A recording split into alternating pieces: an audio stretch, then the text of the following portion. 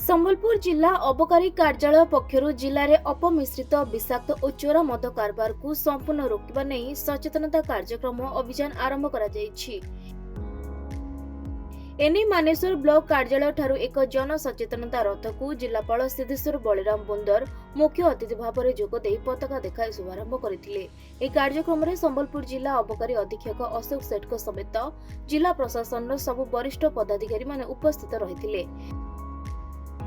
सूचना अनुसार राज्य सरकार पक्षर आम संकल्प निशा नुहे जीवन स्लोगान को प्रचार करने उद्देश्य रे सचेतनता रथ माध्यम प्रचार करा जायछि। सचेतनता रथ माध्यम जिलार विभिन्न पंचायत को रथ जाई जनसाधारण मध्य सचेतनता सृष्टि कार्यक्रम करा सचेतनता सृष्टि पई विभिन्न प्रबंध तर्क समेत विभिन्न सांस्कृतिक कार्यक्रम अनुष्ठित हेबो बोली जिला अबकारी अधीक्षक सूचना दैछन्ति।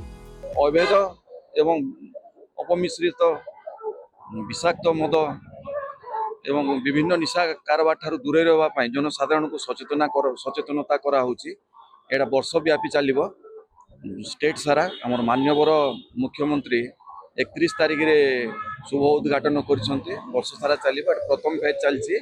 ए समय रे हमर विभिन्न रथ चले सचेतनता रथ चलिबो जनसाधारण को सचेतन करिवा पई विभिन्न प्रोग्राम कल्चरल प्रोग्राम एसे डिबेट एवं अन्य प्रोग्राम भी विभिन्न डिपार्टमेंट सहित मिसिक प्रोग्राम कराबो। आज आम सचेतनता रथ मान्यवर जिलापाल द्वारा उद्घाटन करी समस्त पंचायत लेवल को आमर सचेतन रथ बुली बुली जनसाधारण सचेतन कराइबे।